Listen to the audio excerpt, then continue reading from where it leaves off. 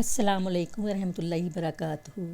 لا حول ولا قوۃ الا باللہ ربی اشرح لی صدری ویسر لی امری واحلل عقدۃ من لسانی یفقہوا قولی ربی یسر ولا تعسر وتمم بالخیر۔ نماز کی فرضیت قرآن و سنت کی روشنی میں آئیے دیکھتے ہیں۔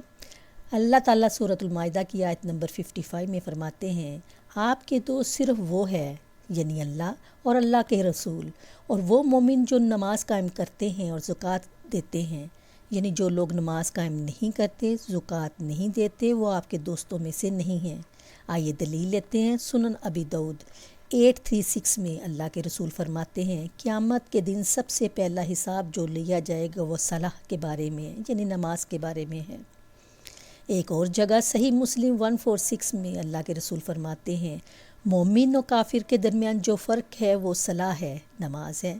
یہ پیغام پھر سے دہرایا گیا سنن ابو داؤد میں 4661 میں اللہ کے رسول فرماتے ہیں، کافر اور مومن کے درمیان فرق ہے صلاح۔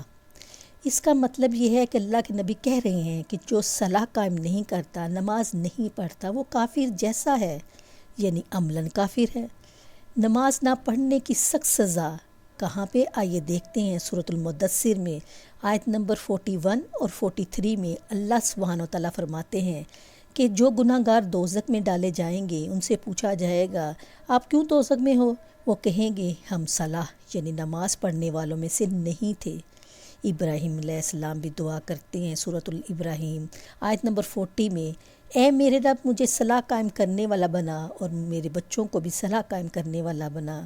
قرآن مجید میں بڑی پیاری دعا آئی ہے۔ سورۃ البقرہ آیت نمبر 201 میں، ربنا آتینا فی الدنیا حسنۃ وفی الآخرۃ حسنۃ وقنا عذاب النار۔ اے ہمارے رب ہمیں اچھی چیز دے، ہمیں کامیابی دے دنیا میں اور آخرت میں، اور ہمیں دوزخ کی آگ سے بچا۔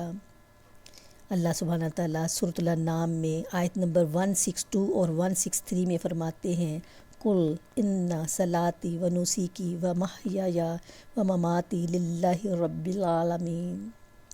آپ کہہ دیجئے، میری نماز، میری قربانی، میری زندگی، میری موت صرف اللہ کے لیے ہے اور اس کا کوئی شریک نہیں۔ میں ان میں سے ہوں جو سب سے پہلے اللہ کو سجدہ کرتا ہوں، اور میں کہتا ہوں کہ میں مسلم ہوں۔ تو کیا پتہ چلا کہ نماز فرض ہے، یہ اسلام کا دوسرا بڑا رکن ہے۔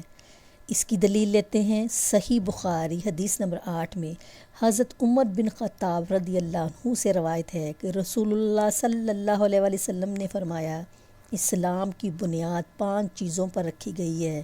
نمبر 1، اس بات کی گواہی دینا کہ اللہ کے سوا کوئی معبود نہیں، اور بے شک محمد صلی اللہ علیہ وآلہ وسلم اللہ کے سچے رسول ہیں۔ نمبر 2، نماز قائم کرنا۔ نمبر 2 پہ کیا ہے؟ نماز قائم کرنا۔ نمبر 3، زکوٰۃ ادا کرنا۔ نمبر 4، حج کرنا، اور نمبر 5، رمضان کے روزے رکھنا۔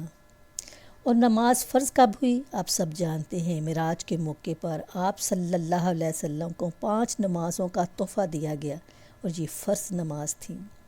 تو گویا نماز کا چھوڑنا کفر اور باعث جہنم ہے۔ اللہم لا تجعلنا منہم۔